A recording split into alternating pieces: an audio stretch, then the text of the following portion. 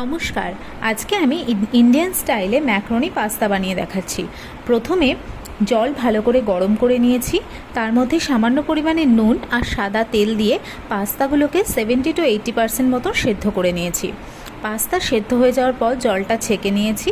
এরপর কড়াইতে তেল গরম করে আগে থেকে কুচিয়ে রাখা ক্যাপসিকাম বেশ খানিকক্ষণ ধরে ভেজে নিয়েছি। তারপর কুচনো পেঁয়াজ দিয়ে আরও কিছুক্ষণ ধরে সবজিগুলোকে ফ্রাই করে নিয়েছি।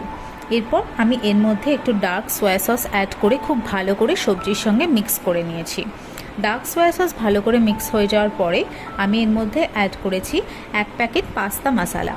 পাস্তা মশলাটাকে খুব ভালো করে সবজির সঙ্গে মিক্স করে নিতে হবে। এরপর আমি এর মধ্যে টমেটো সস ইউজ করেছি। যে যতটুকু পরিমাণে সসই চাইবেন পাস্তাটা সেরকমভাবেই সস অ্যাড করবেন। এখানে চিলি সসও অ্যাড করা যায়, আমি যেহেতু কাঁচা লঙ্কা দিয়েছি তাই চিলি সস অ্যাড করিনি। এরপর পাস্তাগুলোকে অল্প অল্প করে সবজি মিক্সারের সঙ্গে মিশিয়ে নিতে হবে। অল্প করে মেশালে পাস্তাগুলোর সঙ্গে সবজিটা খুব ভালোভাবে মিক্স হবে। এরপর পাস্তাটাকে আলাদা একটা জায়গায় তুলে রেখেছি ডিম ভেজে নেব বলে। আমি কড়াইতে গার্লিক অ্যান্ড হার্বস বাটার গরম করে ডিমগুলোকে স্ক্র্যাম্বলড এগসের মতন করে ভেজে নিয়েছি। আপনারা চাইলে পাস্তার ওপর এটা ছড়িয়েও সার্ভ করতে পারেন। আমি ডিমগুলোকে পাস্তার সঙ্গে মিশিয়ে নিয়েছি। ডিমগুলো ভাজা হয়ে যাওয়ার পরে আগে থেকে তুলে রাখা পাস্তাটা আমি খুব ভালো করে ডিমের সঙ্গে অল্প অল্প করে মিশিয়ে নিয়েছি।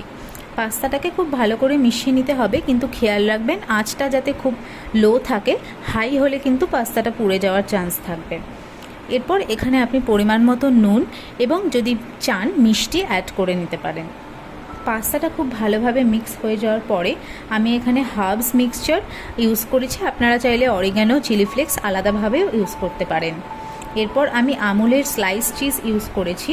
আপনারা চাইলে কিউব চিজ বা যে কোনো রকমের চিজ ইউজ করতে পারেন।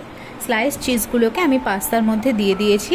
কিছুক্ষণ পরে চিজটা মেল্ট হয়ে যাওয়ার পরে পাস্তাটাকে খুব ভালো করে মিক্স করে নিয়ে নামিয়ে নিয়ে আপনারা যে কোনো প্লেটে সার্ভ করতে পারেন। আমি একটা ব্ল্যাক কালারের সুন্দর প্লেটে সার্ভ করেছি।